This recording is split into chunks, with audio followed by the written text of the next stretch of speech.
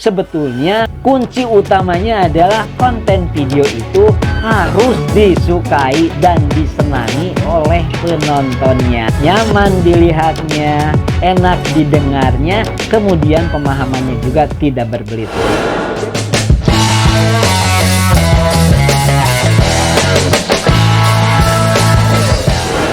Assalamualaikum warahmatullahi wabarakatuh. Berjumpa kembali dengan Kang Asik di channelnya Sahabat YouTuber Pemula. Teman-teman, bersama Kang Asik apapun dan bagaimanapun biasalah, pokoknya kita asikin saja ya. Dan pada konten video kesempatan kali ini ya, Kang Asik terus terang saja situasional membuat konten video ini. Jadi sebetulnya mau berangkat ya tetapi karena ada sesuatu ide, karena sudah melihat konten video ada dua ya, tentang memasak dan tentang peternakan. Dan untuk tidak terjadi konten berulang, karena ini bajunya sama ya dengan background yang sama, jadi kira-kira kita buka saja dulu kacamatanya ya.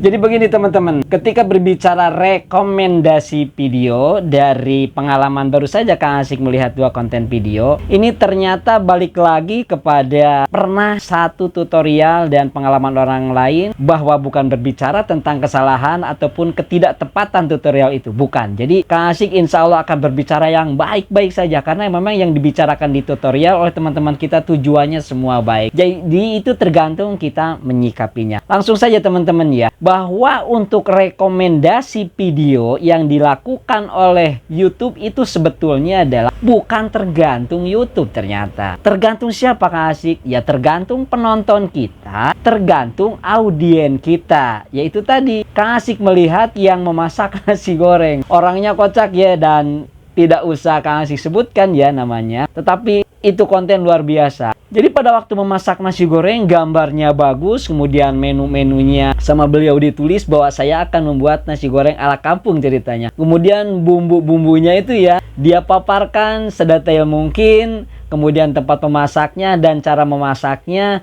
dan sampai selesai. Begitu selesai memasak, kemudian dia memakan sambil santai pembawaannya. Dia menyatakan bahwa jangan pernah teman-teman membuat menu nasi goreng yang saya buat tadi katanya. Karena apa?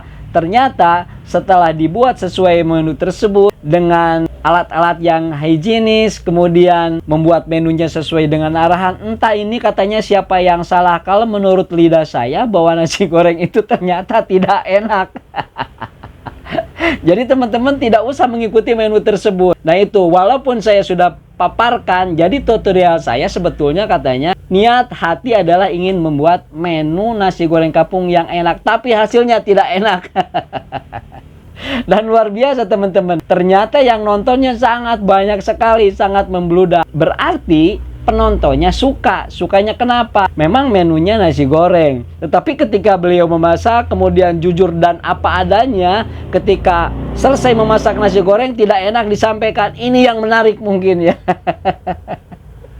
Jadi kalau kata Asik yaitu tadi, untuk membuat rekomendasi itu katanya pantas nggak bagus karena tidak setting ini, karena tidak membuat keyword yang seperti ini, karena tidak membuat judul seperti ini, karena thumbnailnya tidak sesuai dan lain sebagainya. Itu ternyata ya tidak kaku seperti itu. Karena apa? Balik lagi, rekomendasi video itu disampaikan oleh YouTube kepada penontonnya karena videonya harus disukai oleh penontonnya. Yang pertama, dan yang kedua adalah terjadi interaksi yang positif di kolom komentar, dan jumlahnya ya lumayan ya, walaupun tidak banyak, akan tetapi di sana terjadi interaksi yang bagus. Itulah dasarnya YouTube memberikan rekomendasi atas konten video nasi goreng yang pemaparannya agak anekdot dan nasi gorengnya tidak enak.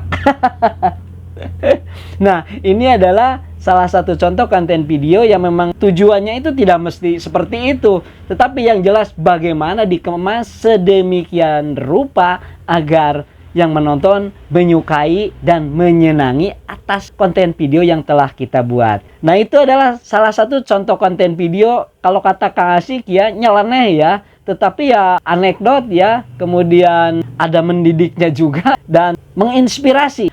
mengedukasinya ada, dan menghiburnya itu sudah jelas ya, kepolosannya itu. Nah, itu adalah yang pertama, salah satu contoh konten video yang nyeleneh tapi berhasil direkomendasikan oleh YouTube karena keberhasilannya meraih hati penonton. Itu yang pertama, teman-teman. Yang kedua ini adalah tentang peternakan. Nah, ini ya memang agak-agak formil juga karena memang yang berbicaranya beliau adalah seorang praktisi. Kemudian beliau juga adalah memang berbasis pendidikannya adalah peternakan. Memang ketika berbicara dalam konten videonya durasinya sih tidak panjang. Akan tetapi ketika membuka atau pengantar dalam membuat sebuah konten video, beliau adalah memaparkan judulnya secara rinci dan dibahasnya simpel dan mudah dimengerti. Kurang lebih seperti ini. Kata beliau adalah kalau ingin beternak, kuncinya adalah dengan satu baris kalimat. Beliau berbicara kalimat itu adalah,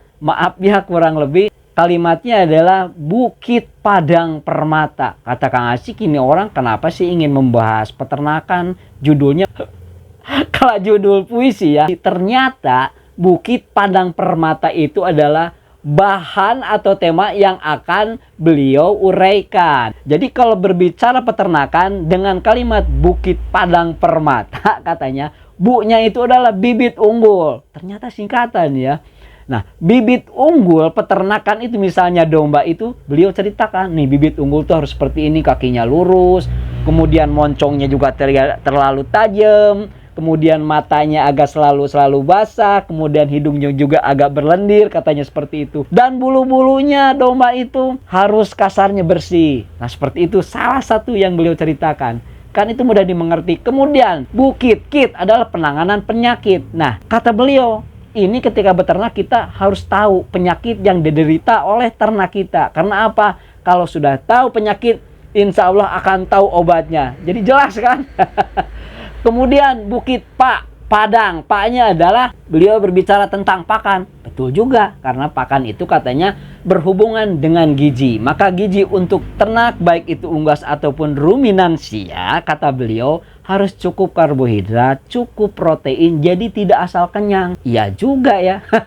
Makanya binatang ternaknya jadi tidak cukup gemuk saja, akan tetapi otot-ototnya itu berisi. Nah, itu tentang padang, yaitu pakan. Kemudian dang. Nah, jadi ternyata ternak juga ya teman-teman, kata beliau itu memerlukan kandang sebagai tempat berteduh. Karena apa? Kalau tempat berteduhnya bagus, nyaman menurut ternak, maka tidurnya akan nyenyak. Ketika tidurnya nyenyak, istirahatnya cukup, maka metabolisme dalam tubuh ternak itu jadi bagus. Betul juga. Jadi tidak ada bedanya dengan manusia, katanya seperti itu. Padang, dangnya kandang. Padang Permata. Nah, ini adalah peralatan. Karena apa? Seluruh makhluk hidup, khususnya ternak ini adalah membutuhkan peralatan. Peralatan di sini apa? Yang namanya kandang, berarti kan ada kotoran. Untuk kotoran ataupun untuk membersihkan tempat pakan, ya alatnya harus terpisah. Karena apa? Tetap walaupun ternak, makanya harus bersih. Sehingga alat untuk membuang kotoran dan alat untuk membuang sisa pakanan harus terpisah. Ternyata demikian detail teman-teman. Bukit Padang Permata. Nah, sekarang mak. Nah, maknya itu adalah manajemen.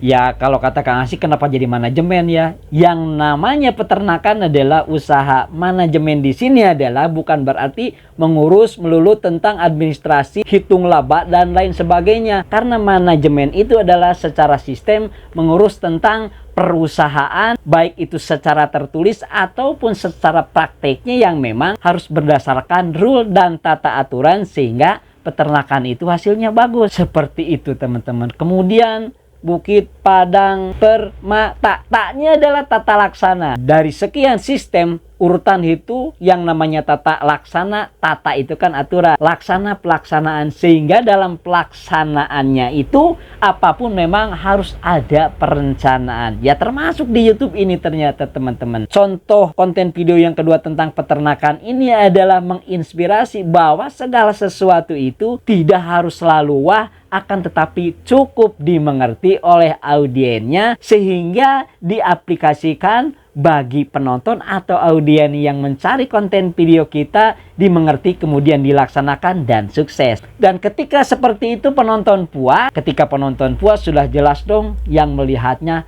akan banyak. Dan Kang Asik lihat, walaupun konten videonya hanya peternakan tradisional, tapi terlihatnya sangat apik dalam tata laksana secara keseluruhan, sehingga konten videonya mudah diikuti oleh penontonnya dan banyak yang menonton serta berkomentar. Dan contoh yang kedua ini adalah contoh rekomendasi video yang disuguhkan oleh YouTube karena videonya digemari, diminati, dan disukai oleh penontonnya. Sehingga teman-teman, kesimpulannya, ketika kita ingin rekomendasi video kita di ACC atau disetujui oleh YouTube, yaitu tadi, sebetulnya kunci utamanya adalah konten video itu harus disukai dan disenangi oleh penontonnya, nyaman dilihatnya, enak didengarnya, kemudian pemahamannya juga tidak berbelit-belit. Jadi itu saja teman-teman, semoga menginspirasi. Saya Kang Asik, berjumpa lagi di konten video berikutnya. Wallahu muwaffiq ila aqwamit thoriq. Assalamualaikum warahmatullahi wabarakatuh. Jos.